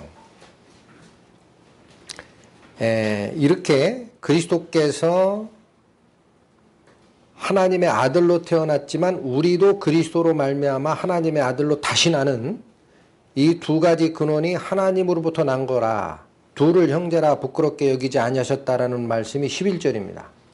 그리고 이 형제가 되기 위해서는 하나님의 영을 내 마음속에 받은 적이 있어야 됩니다. 그런데 12절부터 13절까지는 바로 이렇게 구해낸 형제를 그리스도께서 얼마나 귀히 보시는지를 얘기를 해요. 보겠습니다. 거룩하게 하시는 자와 거룩하게 함을 입은 자들이 다 하나에게서 난지라. 그러므로 형제라 부르시기를 부끄러워 아니하시고 이르시되 내가 주의 이름을 내 형제들에게 선포하고 내가 주를 교회 중에서 찬송하리라. 또 13절 또다시 내가 그를 의지하리라 하시고 또다시 볼지어다 나와 및 하나님께서 내게 주신 자녀라 하셨으니, 이제는 그리스도와 하나님께서 그리스도를 통해서 우리를 거룩하게 하셨지만은 예수 그리스도의 우리는 영으로 거듭남을 받은 자들이에요. 그러니까 그리스도의 자녀라고 표현도 합니다. 인간의 혈족으로는 이해가 안 되지만 난 자를 뭐라 그래요? 자녀라고 하는 거예요. 우리는 그리스도를 통하지 않고는 거듭남을 받을 수가 없습니다. 그렇게 얘기하셨다 하고, 그러니까 11절에서 13절은 형제가 된 자에게 바치는 하나님의 귀중함, 그걸 설명한 거라면 이걸 딱 빼세요. 삽입절이다라고 생각하고 빼시면 10절에서 얘기했던 왜 굳이 아들을 죽여가지고 우리를 거룩하고 완전하게 만드는 방법이 하나님께 합당했다라는 얘기를 하느냐, 그게 14절로 연결되는 거예요. 11절, 13절을 살짝 빼버리시면 문맥이 이제 넘어옵니다. 14절 봅니다. 자녀들은 혈육에 함께 속하였음에 그도 또한 한 모양으로 혈육에 함께 속하심은, 여기 자녀들이 누굽니까? 복수죠. 거듭난 형제들. 그러니까 우리예요, 우리 인간들은, 인간 중에 하나님의 자녀로 거듭난 사람들은 혈과 육에 함께 속하였다라는 건 동일하게 그렇게 돼 있다라는 거예요. 여러분, 육체 없는 사람 있습니까? 없죠? 피가 없는 사람이 있어요? 없죠? 이게 삼천원 공간에서 우리 인간으로 살아가는 모든 자가 동일하게 가지고 있는 속성이 뭐예요? 육체와 피를 가진 몸을 가지고 있다는 겁니다. 이렇듯이 그런 얘기예요. 이렇듯이 그도, 여기 그는 누구예요? 단수죠. 누굽니까? 그가 누굽니까? 예수님이에요. 그도 또한 한 모양으로 혈육에 함께 속하심은, 이 표현이 뭐예요? 예수 그리스도께서도 한 모양으로라는 건 같은 상태로라는 거예요. 같은 상태로 혈과 육에 속하셨다라는 것은 말씀이 육신에 대해서 이 세상에 태어나신 겁니다. 그러니까 잠깐 정리하시죠. 예수 그리스도는 완전한 하나님이세요. 그리고 이 세상에 계실 때 완전한 인간입니다. 우리랑 다른 게 있어요, 없어요? 하나만 달라요. 모든 게 똑같습니다. 육체를 가지고 계셨고 피를 가지고 계셨고, 육체가 연약함으로 걸어가시다가 피곤하면 쉬셔야 되셨고, 당신의 마음에 감정이 동하면은 불쌍한 자를 위해서 울기도 하셨고, 그러나 죄는 없어요. 왜 그래요? 남자의 피를 받지 않았기 때문에. 그거 하나 빼놓고 전부 똑같습니다. 자, 그래서 똑같은 모양으로 오시게 된 것은, 이제부터 다 읽으십시오. 14절 후반, 사망으로 말미암아 사망의 세력을 잡은 자 곧 마귀를 없이 하시기 위해 그렇게 오셔야 된다라는 거예요. 앞에 사망으로 말미암아, 이 사망은 죽으심으로 바꾸세요. 사망하니까 의미를 잘 분별하기 쉽지 않습니다. 앞에 사망으로라는 것은 예수 그리스도께서 죽으신 것을 얘기해요. 예수 그리스도께서 9절에 있는 죽음의 고난을 받으신 이유를 14절이 설명하는 거예요. 9절과 10절에서 얘기했던 예수 그리스도께서 왜 꼭 죽음의 고난을 받으시고 아담에게 허락했던 영광과 존귀로 고난을 다시 회복하는 게 맞느냐? 하나님 편에. 왜 그게 합당하냐? 그 설명을 14절이 하는 거예요. 그래서 사망으로 말미암아라는 앞의 사망은 그리스도가 돌아가신 거예요. 그리스도께서 돌아가심으로 말미암아 그렇게 읽으세요. 사망의 세력을 잡은 자 곧 마귀를 멸하시기 위해 그렇게 하셨다라는 거예요. 예, 여기 왜 그게 마귀를 멸하는 겁니까? 마귀 자체는 소멸돼요? 안 돼요? 안 됩니다. 영적 존재입니다. 맞죠? 그래서 하나님 편에서도 나중에 온전한 세상이 오면은 그 영적 존재인 마귀 자체를 소멸하는 게 아니고 마귀를 하나님의 영역에서 영원히 격리시키는 방법을 사용을 하십니다. 그게 영원한 불못이고 하나님은 그걸 둘째 사망이라 그래요. 그게 죽은 거다라는 거야. 왜 그래요? 생명의 근원에서 격리되어 떨어진 게 죽음이니까. 그렇게 처리하시는 거예요. 그러니까 그러니까 사탄을 형체가 없이 존재가 없이 멸하는 게 방법이 아니고 걔는 죽지 않아요. 그 존재는. 그런데 이 사망의 권세 잡은 사탄이 살아있는 한은 우리를 사망으로 이끌고 가게 돼 있거든요. 그러면 생각을 하세요. 우리 의학적으로도 이 병균이 죽일 수 없어요. 죽일 수 없는 병균이야. 그런데 그 병균이 가져오는 사망이라는 그것을 싹 없애려면 어느 방법 씁니까? 병균이 서식하고 있는 숙주라고 합니다. 그걸 태워버리면 돼요. 그럼 병균은 못 살아요. 살아있지만 자기가 가지고 있는 사망이라는 또 질병이라는 결과를 이끌어내는데 무력화됩니다. 아시겠죠? 그래서 우리도 지금 무슨 그 동물들 병 있잖아요. 급작스런 그게 있으면 잘 모르겠으면 격리시키고 딱 태워버리고 죽여버리고 묻어버리고 하는 거예요. 그 병균이 서식하는 그것을 싹 가지고 없애버리면 됩니다. 그런데 예수님이 하신 일이 무슨 얘기라는 거예요? 당신의 몸을 우리가 가지고 있는 육체, 즉 피와 살이 있는 육체로 오셔가지고 모든 사람을 대신하여 사망을 지고 본인이 돌아가시는 거예요. 그러면 죽은 자를 다시 죽일 수 있습니까? 육체적인 사망을 얘기하는 거예요. 육체적으로 사망된 자를 다시 사망할 수 있어요? 없죠? 이해하셨어요? 여러분, 우리를 여기다 아직 개입하지 마세요. 이게 논리가 이해가 안 되니까. 예수 그리스도께서 분명히 십자가에 돌아가셨죠. 그럼 사망이 예수님께 임했죠. 그럼 사탄은 예수님에게 다시 사망을 선고할 권한이 있어요? 없어요? 없어요. 왜? 죽었기 때문에. 사탄 보고 다시 예수님 죽이라 그러면 죽일 수 있어요? 육체적 예수님? 못 죽이죠. 왜 그래요? 죽어 있으니까. 여기 돌아가신 분이 있는데 다시 죽일 수 있습니까? 우리가? 안 되잖아요.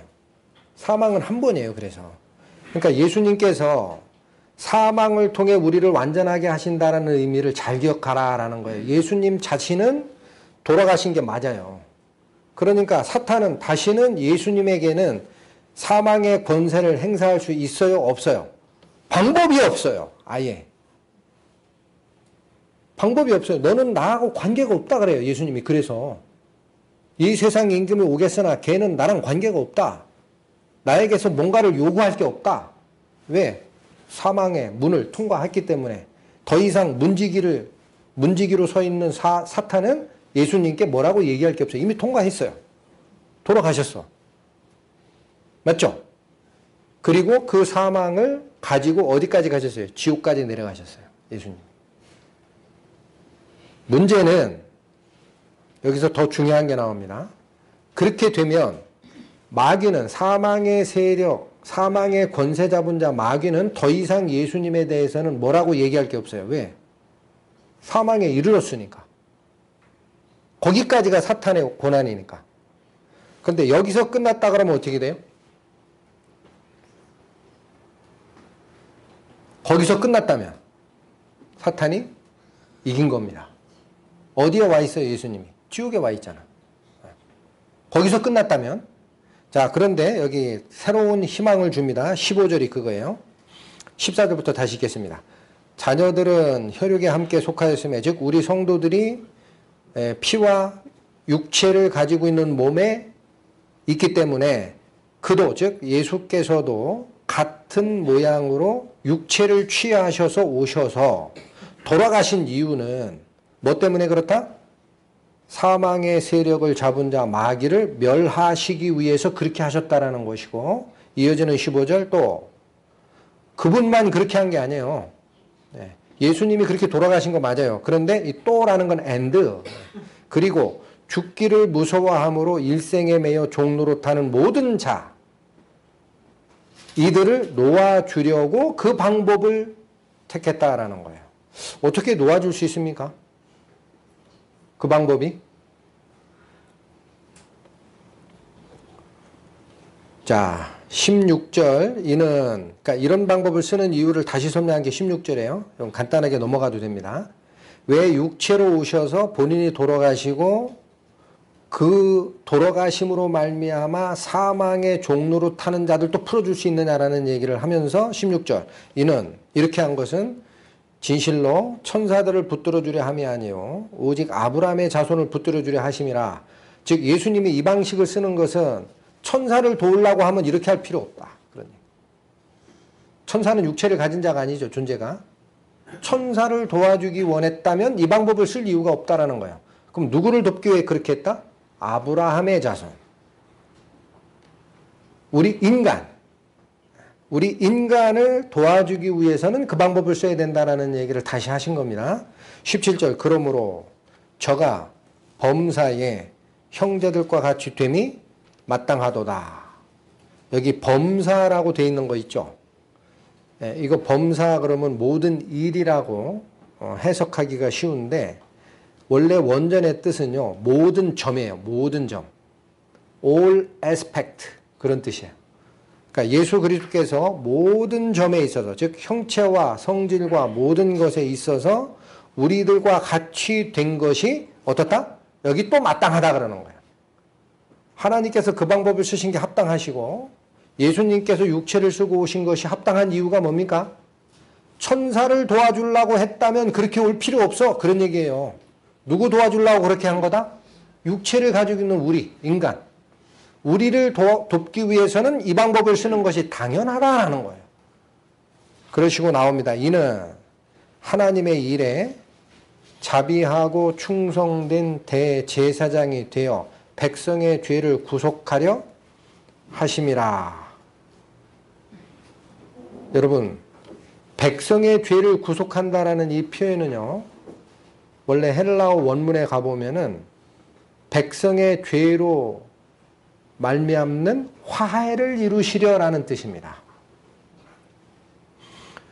자, 여기 두 가지, 본문 자체도 어려운데 지금 설명드리는 이거 다 이해하나 모르겠어요.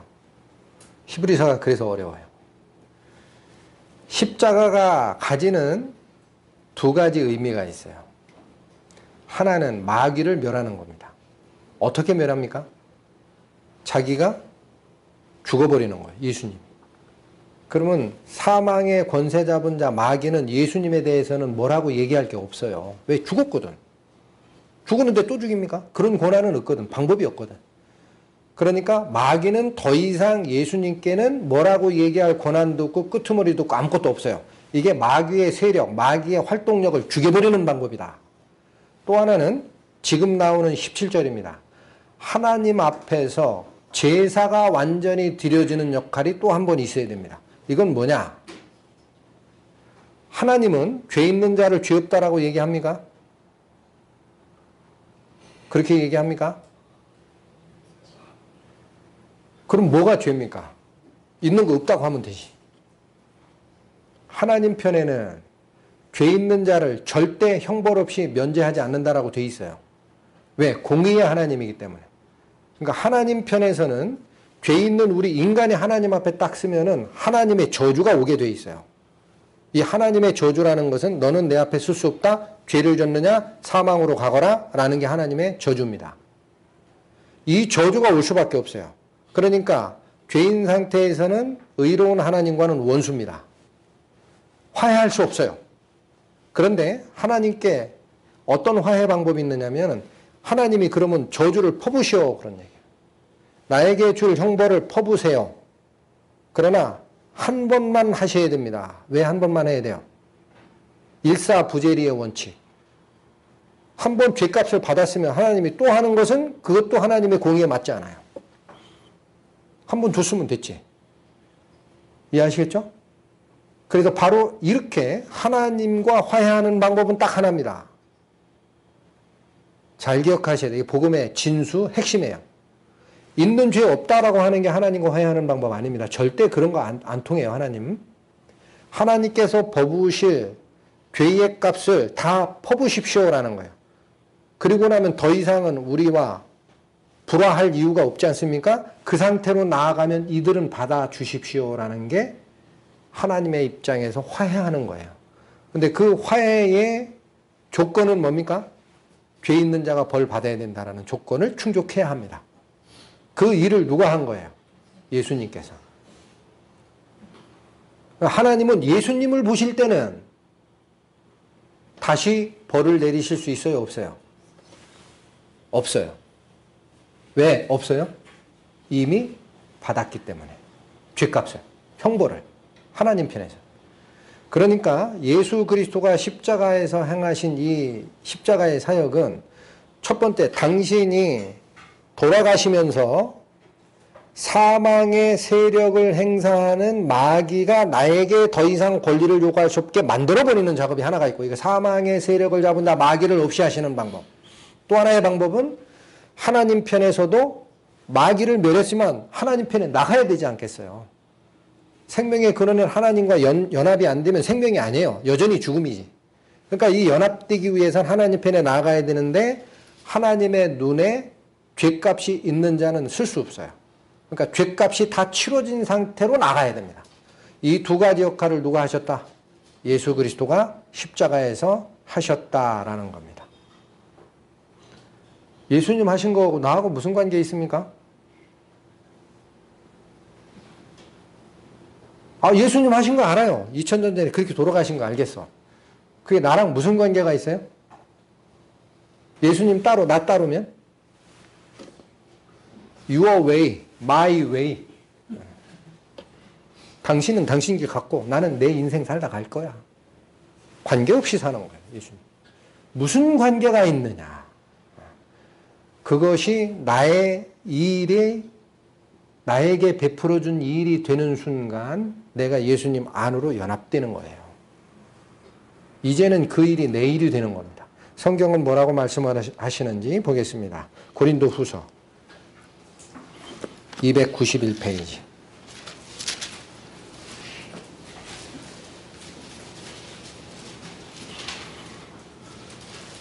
(5장) 14절 말씀. 그리스도의 사랑이 우리를 강권하시는도다. 얼마나 이걸 주기 원하셨으면 우리가 받기 싫다 그래도 어때요? 갔다가 다시 오시고 갔다가 또 오시고 네 마음 바뀔 때 언젠가 있겠지. 언젠간 내 말 들을 거야. 너 귀를 열고 있어. 닫지는 마. 거부하면 가셨다 또 오십니다. 이게 강권하시는 하나님이에요. 좋으니까. 그리스도의 사랑이 우리를 강권하시는도다. 우리가 생각하건대 여러분도 생각하세요? 한 사람이 모든 사람을 대신하여 죽었은즉 누구예요? 예수님. 예수님이 모든 사람을 위하여 대신한다라고 얘기를 하셨습니까? 얘기하셨잖아요. 포도주 잔을 주시면서 가라사대 이 포도주는 모든 사람의 죄사함을 위하여 흘리는 바 나의 피 곧 언약의 피니라. 자, 다시 보세요. 그리스도의 사랑이 우리를 강권하시는도다. 우리가 생각하건대, 여러분 생각하세요. 한 사람이, 그리스도께서 모든 사람을 대신하여 죽었은 즉 모든 사람이 죽은 것이라. 왜 그게 그렇게 됩니까? Your way, my way. 당신 마음대로? 왜 그게 그렇게 돼야 되나요? 여러분, 이 원리를 잘 기억하세요. 아담이 혼자 범죄했죠. 근데 여러분들은 왜 죄 짓고 있어요? 태어날 때부터. 네? 그게 그 말이에요. 아담으로부터 모세까지 아담과 똑같은 범죄를 저지르지 않은 사람에게도 사망이 동일하게 임했다. 왜 그래요? 죄가 유전되기 때문에. 그러니까 하나님 말씀을 잘 들으세요. 아담이 인격적으로 혼자이지만 모든 인류를 그 허리춤에 쌓아가지고 같이 있었던 대표자라는 거예요. 그러니 아담이 범죄하면은 그 밑으로 줄줄이 다 죄가 유전되게 돼 있어요. 그게 대표성이에요. 이 유전 법칙을 나는 아니요 라고 튀어나갈 사람 있으면 손드세요. 아담이 아무리 범죄했고 내가 아무리 그 핏줄이 연결이 돼서 나는 죄 안 짓습니다 하는 사람 나오세요. 없죠? 하나님 말씀 맞는 거 아닙니까? 맞아요? 틀려요? 맞죠? 그러면 하나님께서 다시 마지막 아담이 오셨어요. 잘 들으세요. 끝이에요. 더 이상 인간 없어요. 마지막 아담이 오셔서 이제는 살려주는 영으로 오셔서 아담이 뿌렸던 그 죄씨 있잖아. 너희들 그것 때문에 고민하고 있지? 그거 내가 전부 다 싸가지고 간다. 하나님이야. 조그만 거 하나 내가 놓칠 것 같아? 너희들 같으면 놓치지. 내 눈에 아무것도 안 보일 때까지 다 싸주고 갈 거야. 자기 몸에 짊어지셨어요. 사망을 통해 지옥에 내려가서 묻어버렸어요. 빼놓고 간 게 있을까요? 없을까요? 예수님이 실수해서 빼놓고 간 게 있을까요? 없을까요?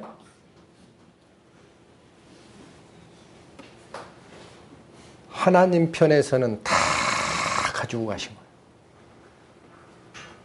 다 가지고 가셨어요. 그러니까 우리가 생각을 합니다.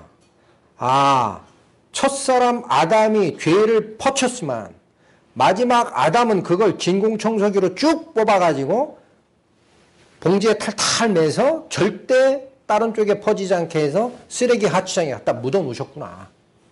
마지막 아담이 하신 일이 그거구나. 그러니까 뭐라 그래요? 한 사람이 모든 사람을 대신하여 죽었은 즉 모든 사람이 어떻게 된 거라? 죽은 거라는 거예요. 그러니까 예수 그리스도의 죽음이 이거라는 겁니다. 15절 보세요. 저가 즉 그리스도께서 모든 사람을 대신하여 죽으심은 왜 그렇게 하셨느냐? 산자들로 하여금 다시는 저희 자신을 위하여 살지 않고 오직 저희를 대신하여 죽었다가 다시 사신 자. 누구? 그리스도. 이제는 바꿔치기 하는 거예요. 여러분, 이번 한 달 동안 전에 지난주부터 소급해서 한 달 동안 계속 나간 설교의 핵심이 뭔지 아세요? 그리스도의 제자가 되려 하느냐? 어떻게까지 해야 된다 그랬어요? 내가 가진 모든 소유 다 버리고 내 목숨마저도 미워하지 아니하면 나의 제자가 못 된다 그랬죠? 그 의미가 뭡니까? 예수님이 우리가 가지고 있는 재물, 우리의 목숨, 그거 값이 있기 때문에 바꾸겠다는 얘기입니까? 그렇게 이해를 하니까 성경이 이해가 안 되는 거예요. 내가 가진 모든 것을 버려야 나에게 옮겨 탈 수 있다는 뜻이에요. 지금 이 말이 그겁니다. 이 말이. 예수 그리스도가 우리를 대신하여 죽고 거듭난 자는 그래서 15절 저가 모든 사람을 대신하여 죽으심은 산자들도 이건 구원받은 성도 여러분도 잘 기억하셔야 됩니다. 산자들로 하여금 다시는 저희 자신을 위해서 사는 게 아니에요. 이젠 바뀌어치게 한 거야.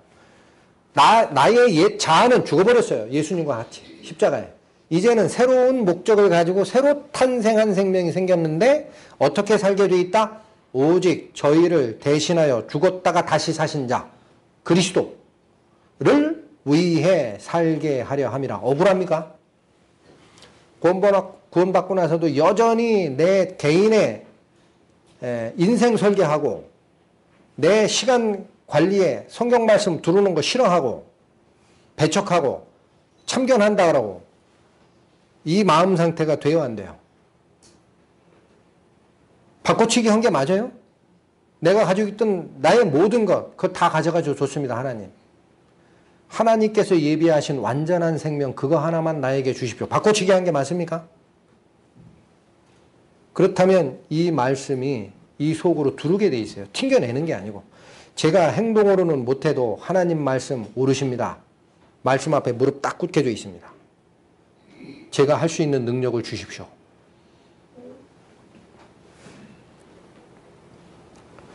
19절 봅니다. 18절부터 모든 것이 하나님께로 났나니 저가 그리스도로 말미암아 우리를 자기와 화목하게 하시고 이게 그 말이에요. 이제 화목하게 한다는 의미 아시죠? 예수님께서 우리가 받아야 할 죄의 형벌을 대신 받았기 때문에 하나님은 예수 그리스도를 보실 때는 다시 죄의 형벌을 줄 수가 없어요. 그러니까 우리는 어떻게 하나님과 화목하게 됩니까? 그리스도 안으로 숨어버리면 됩니다. 그럼 하나님 편에서 그리스도를 보면 그 속에 있는 모든 자의 형벌을 대신 지신 그리스도의 대속과 관련된 것만 보입니다. 화해가 되는 거예요. 자, 모든 것이 하나님께로 났나니 저가 그리스도로 말미암아 우리를 자기와 화목해 하시고 또 우리에게 화목해 하는 직책을 주셨으니 이는 하나님께서 그리스도 안에 계시사. 자, 희한한 얘기 하세요. 하나님이 그리스도 안에 계시다 그래요. 그래서 세상을 자기와 화목하게 하시며 라고 합니다. 그리고 저희의 죄를 저희에게 돌리지 아니하시고 화목하게 하는 약속을 주신다. 말씀이 그거예요. 예수님이 독자적으로 계시고 하나님이 독자적으로 계신 상태에서는 예수님이 한 일과 우리 개인의 일이 하나님 눈엔 따로 보입니다. 근데 하나님이 우리와 화해할 때는 어디로 들어오세요? 예수님 안으로 들어오십니다. 그러면 이 안에 있는 자는 뭐예요? 하나님도 그 자리에 와 계시고 죄인이었지만 그리스도의 대속 역사를 믿음으로 말미암아 연합한 자도 예수 그리스도 안에 있죠. 그럼 두 분 다가 우리 죄인과 의로우신 하나님이 어디 안에서 만나는 거예요? 그리스도 안에서. 그리스도 안에서는 화해가 일어나는 거예요. 자, 이 무리에 딱 모였어요. 그러니까 여기 재판장에 서 계신데 죄인이 들어옵니다. 여기 자리에 앉았어요. 그러니까 벌을 내리려고 하는데 가만히 보니까 이 안에 어디예요? 예수님 안에요. 근데 예수님이 뭐라 그래요? 아버지, 그 벌 내가 받았는데? 네, 됐어. 저놈은 어떤 놈이냐? 아버지, 그 벌도 제가 받았어요. 그래, 그렇구나. 그리스도 안에서는 죄인이 하나님과 화해가 됩니다. 이해하시겠어요? 그러니까 방법이 뭐밖에 없습니까, 이제는? 내가 그리스도 안으로 피하는 방법. 로마서 8장 봅니다. 신약 248페이지.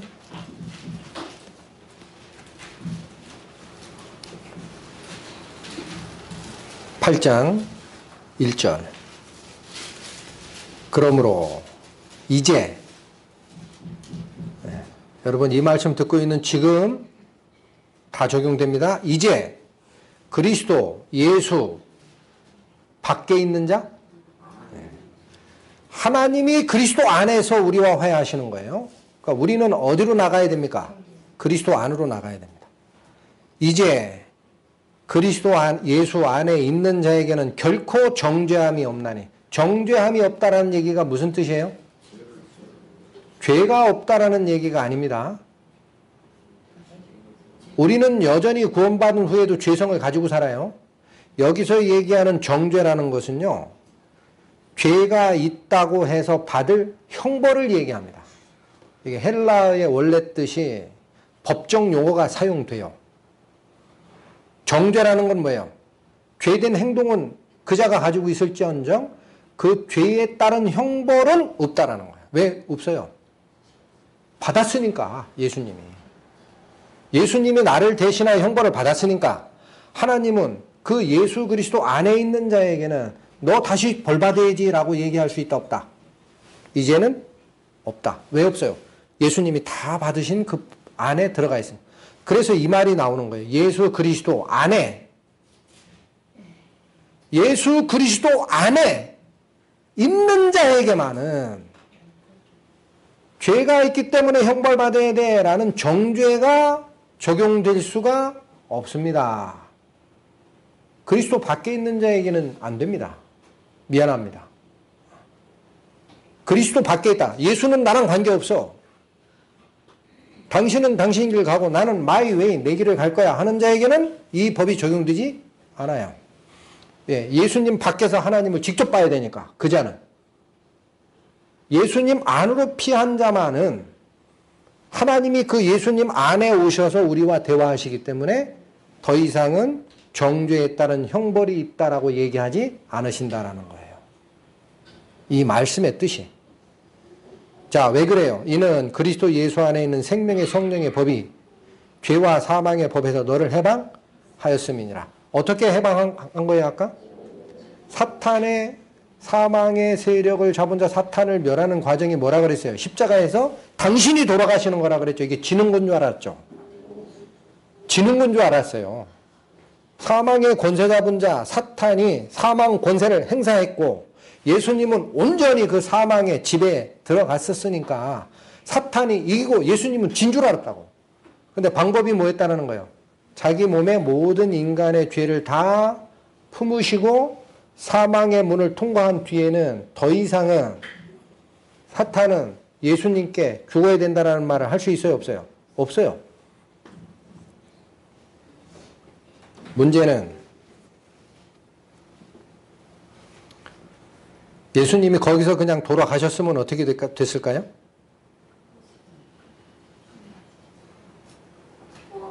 거기 그냥 계시면 사탄이 이겼죠.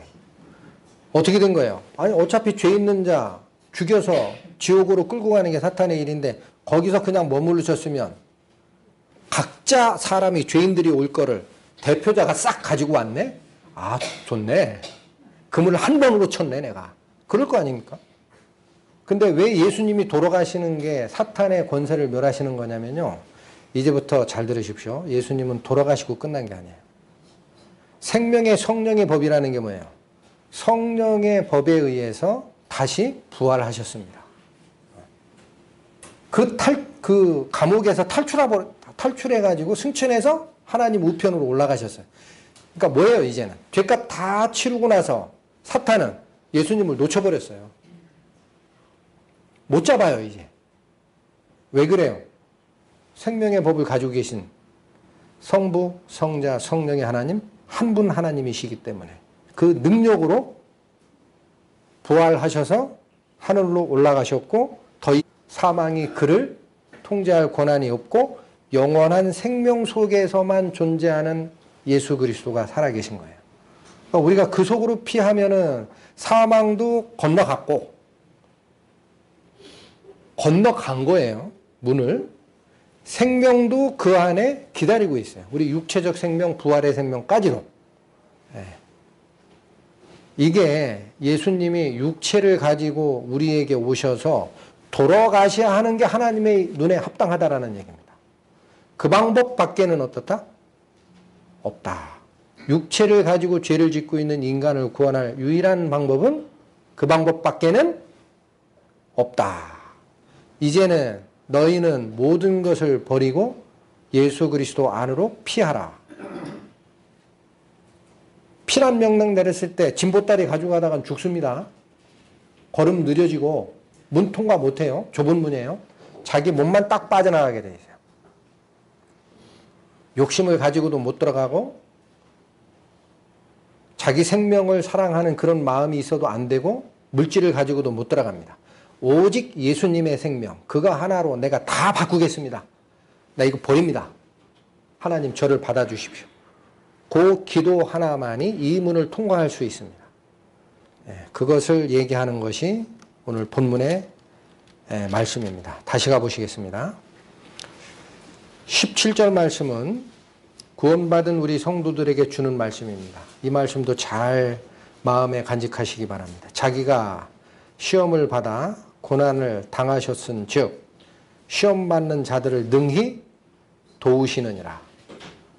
여러분, 저도 젊었던 시절을 겪었고 하나님의 성령이 저를 거듭나게 한 뒤에도 육체적 욕심과 사탄의 죄의 영향력 아래 같이 살았어요.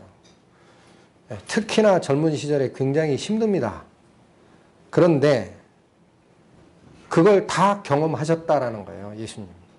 그러니까 우리가 받고 있는 모든 육체적 시험과 유혹과 고난을 예수님이 다 받으셨는데 다 이기셨어요.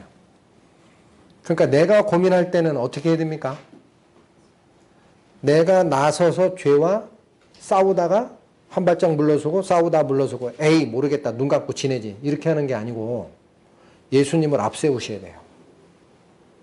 하나님, 예수님 저는 못하니까 이걸 해결해 주십시오라는 분명한 마음의 결정이 있으면은 예수님께서 나의 마음에 조종관을 딱 쥡니다.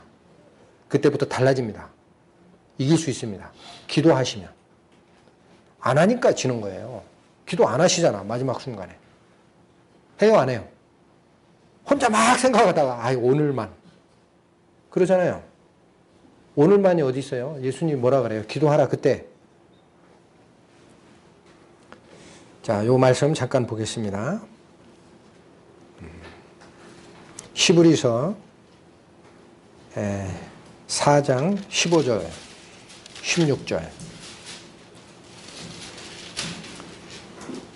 그러므로 15절 우리에게 있는 대제사장은 우리의 연약함을 체휼하지 아니하는 자가 아니요. 체휼이라는 것은요, 처지를 이해하여 가엾게 여기다라는 한자입니다. 그렇게 읽으시면 돼요. 우리에게 있는 대제사장은 우리의 연약함을 이해하여 가엾게 여기는 자다라는 거예요. 그리고 모든 일에 우리와 한결같이 시험을 받은 자로 돼. 예수님은 다른 유혹 시험 안 받은 것 같죠? 본성이 죄가 없으신 것 빼고는 다 받았어요. 한결같이라는 건 동일하게라는 뜻이에요. 동일하게. 시험을 받은 자로 돼 죄는 없으시니라. 그래서 우리를 도우실 수 있고. 고린도전서 10장 가십니다. 275페이지.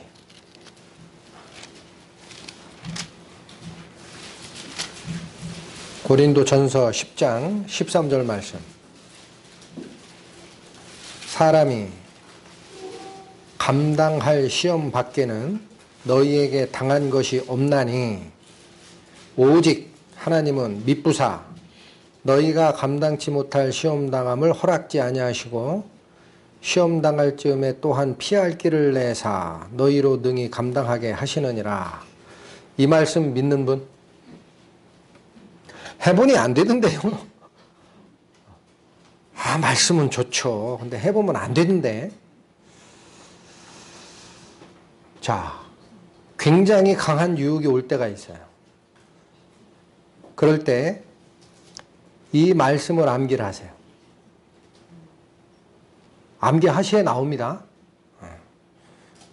예수님, 주님, 분명히 성경에 너희가 감당치 못할 시험당함을 허락지 아니하신다고 했는데 이 시험이 뭡니까?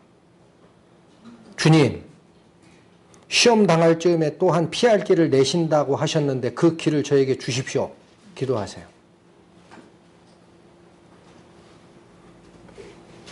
아주 사소한 경험이지만 제가 못한다라고 생각한 적이 많았어요. 젊었을 때. 근데 이 말씀을 쭉 상고를 하고 가만히 봤더니요. 분명히 요 속에 살짝 미세한 소리가 올 때가 있어요. 야, 잠깐만. 그래요. 잠깐만. 야, 거기서 치면 안 돼. 거기. 예수님 잠깐 봐봐. 네 생각 잠깐 접고 이게 막 올라가요. 자동차가 이제. 잠깐 엔진 꺼. 잠깐 기다려봐. 피할 길을 내시는 거 아니야? 피할 길을 내는 거야? 기다려봐. 그러면요, 마음이 수그러들어요. 그러고 나서 어떻게 해야 돼요? 그 상황을 피해야 돼요. 거기 있으면 안 돼요. 상황을 피해서 성경 말씀을 읽든지 찬송가를 틀든지 하면 피해집니다. 여러 번 경험했어요. 아, 하나님 말씀 신실하시구나. 하나님이 안 하는데 한다고 했어요? 이 말씀을 붙드시기 바랍니다. 예수 그리스도는 우리와 동일하게 육체를 가지신 이유 중에 하나가 우리의 거룩함을 완성하시는 근원으로 계시기를 원하기 때문에. 그래서 그것도 우리를 위해 기도하십니다. 자, 그래서 오늘 히브리서 2장이 얘기하는 바는 예수님께서 성육신하시는 이유와 그분이 십자가에 돌아가심이 어찌하여 사탄을 멸하는 일로 작용이 되는지, 우리는 어찌하면 그 그리스도 안으로 피하여 그분의 승리가 우리의 승리가 되는지를 설명하는 굉장히 중요한 내용이지만, 본인이 읽다 보면은 워낙 어려워요. 이쪽 저쪽 성경이 인용된 것도 많고. 그래서 그 부분을 한번 상고하고 싶었습니다. 마치겠습니다.